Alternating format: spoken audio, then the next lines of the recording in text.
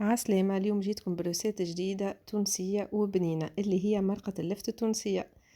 عملت دورة في المرشي ولقيت عند الفلاحة اللفت الأخضر. قلت باش ناخذ ونعمل به مرقة اللفت. حاصيلو في كروانة نحط البصل، بصلة صغيرة نقطعها جويدة وزيت زيتونة وطماطم حكة، ويجيب اللحم البقري راهو دو بريفيرونس اللحم بقري. كيلو ملوخية معناها يحب اللحم القوي. وفي كروانة أخرى نحطو ماء يغلي، هذاك باش نحطو فيه السلق واللفت الأخضر من بعد ما نغسلوه ونقطعوه. نفوح اللحم متاعي بالملح وتابل وكروية، وباش نغطي عليه ونخليه يتشكشك في عقل عقله.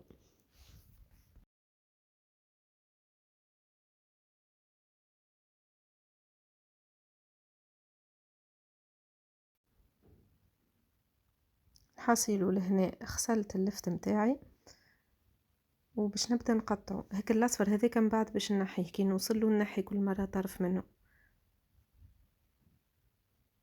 نقطعوا اللفت جويد. ماذا بيكم اني كان تشوفني ماما نقطعه هيك لما تعمل فيا، ما شاء الله ماما عليها بالحق تقطعه جويد جويد، ما يظهرش اني قطعته غليظكم ما يتسمى.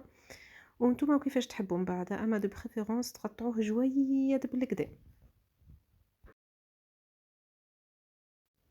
هذه اكثر ايتاب نكرهها في تطيب اللفت ولا الخبيزه اللي هي تقطيع الخضره. بالحق نكرهها. حصيلو اللي عنده له ساعة البال صح عليه. نكمل نقطع فوالا ريتو كيفاش نحيه نقطع، وكي نوصل للأوراق الصفر هذا نجبدهم نحي منهم الأصفر. هو ما شاء الله ديجا فريشك ما فيش برشا كالطروف الصفر ولا الشارفين ولا فهمتوا. ما شاء الله معناها كي خديته في البريود اللي هو طايح فيها، معناها البريود اللفت بلوس ما عند الفلاح ديما يبدا فريشك وما فيش برشا عاد، معناها من كما يقولوا من أرضه جاب يبيع فيه، ما قعدش في الفريجو ولا حاجة. كملت قطعت اللفت متاعي، نتفقدوا المرقة هناك كل مرة نتفقدها دو طون طون. نحطتها على نار هادية كل مرة نخلطها، معناها في التشكشيكة متاعها كل مرة نخلطها.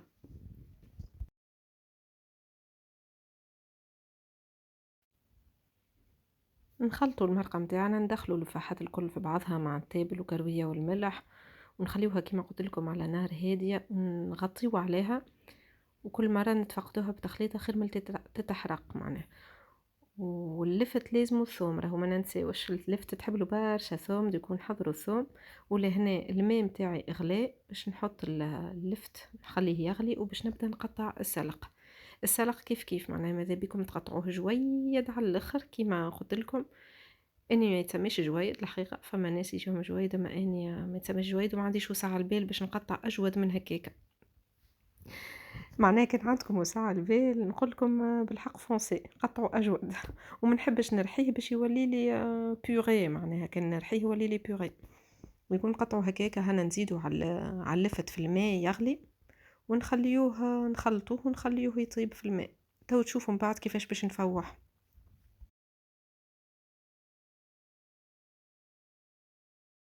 بالطبيعة نسكروا عليه بالأخطاء بشكل باخ يرجع عليه ويطيب في عقله. كي العادة نرجعوا للمرقة. ونقعدوا نشكشكوها مليح، يعني نشكشك الماكلة. فما شكون يطيب في البارد الحقيقة اني ما فما حاجات ما نجمش نطيبهم في البارد، فما أكلات نطيبهم معناها تحط كل شيء مع بعض، الماء والخضرة واللحم وكل شيء في البارد من غير تشكشيك. الحقيقة فما أكلات تونسية كان ما تبداش مشكشكة ما تجيش بنينة، الله غالب. حاسيلو لهنا تشكشكت المرقة متاعي، نزيد نعصر عليها الثوم، تعصروا عليها بزيت ثوم. والكونتيتي الثوم اللي تعملوها مش الكل باش نحطوها في المرقة. عملت شطرها في المرقة كما شفتوا انا صارت شطرها في المرقة. وشطر الاخر باش نعصروا على اللفت والسلق.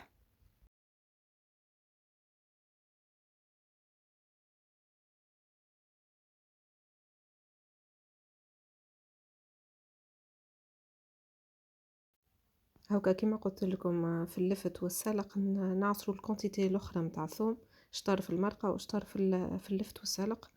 نعصروهم باش يسيب زادا يتبنن هيك السلق واللفت الثوم يبنوا برشا. نحركوهم ونخليوهم يطيبوا. هنا باش نفوح المرقة بالفلفل الأحمر، هاكا تشكشكت وذقتها، تشكشكت بالكدا بالكدا مع كالثوم.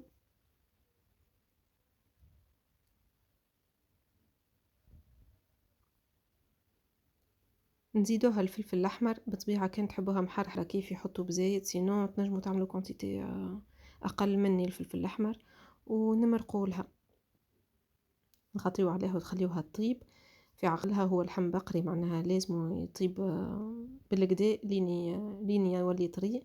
نسيت ما حطيتش الحمص في اللفت، هو اني الحمص نتاعي مكنجلت وخسلته معناها من قبل ما نكنجلو نظيف، معناها هزيت من الكونجيلاتور وحطيت زدته في اللفت باش نقطع روس اللفت. واللفت ما نحطوش من الاول خاطر ما شاء الله قلت لكم اللفت فريش في ساعه ما يطيب، وما شاء الله إن نكره ريحه اللفت راني في الكسكسي وكل ما نطيبوش وما ناكلوش. اما هذايا تلمو فريشك وجديد ناكل فيه ني ما شاء الله، حار شويه اما بنين بنين. هاكو نرمي فيه وناكل فيه ميم طون. في الاخر كي هكا الحمص بدا يطيب شويه نرميهم اللفت نقطعه جويد هكاكا، ونرميه مع السلق واللفت الاخضر والحمص، ونخليه يطيب في الماء هذاك كي الاولاد الصغار. هاني سرقت واخر كعبه لفت قبل ما نرميه، نغطي عليه حاسيل ونخليه يكمل يطيب في عقله لين ينشحك الماء متاعه هذاك.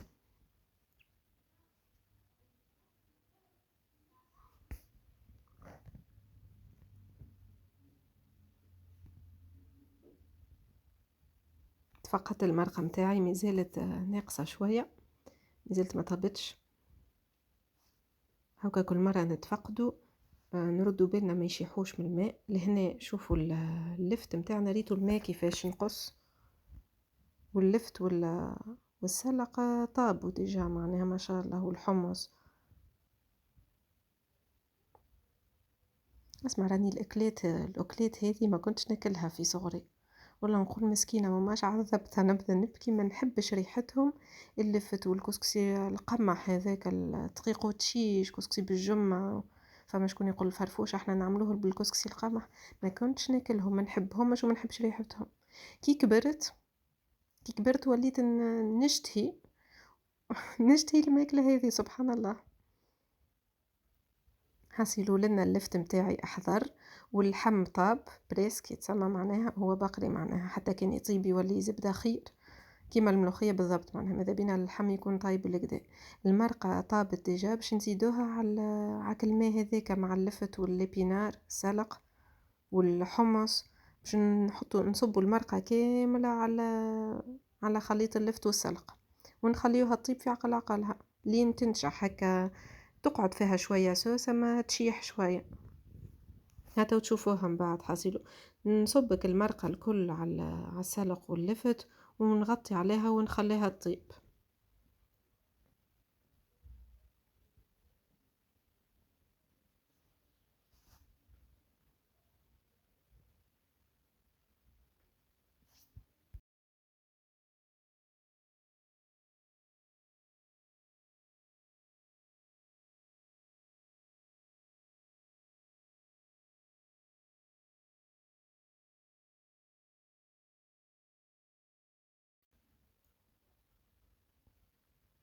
هنا كي زدت المرقه على اللفت جاتني مسوسه ناقصه ملح، دوكو باش نزيد نفوحها و بوغ اجوستي لو سيل معناها باش المطعم يكون باهي. هكا ذوقوا حاسيلو نتوما كي طيبوا ذوقوا شوفوا.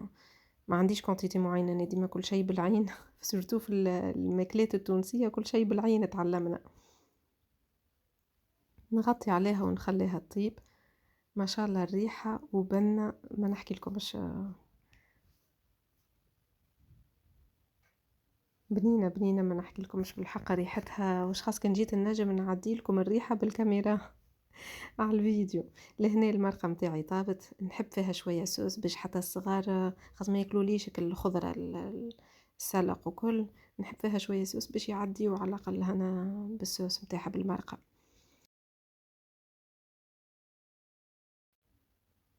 ان شاء الله الفيديو عجبتكم والروسيت جديده عجبتكم، ونستنى تشجيعاتكم، بارتاج بلايك بكومنتير. إن شاء الله المرة هذه نحاول ما نبطش عليكم، عندي برشا روسيتات في تليفوني جوست لازمني نعملهم المونتاج، نوعدكم بإذن الله نهبطهم لكم في أول فرصة، وأبيانتو في روسيت جديدة، سلام.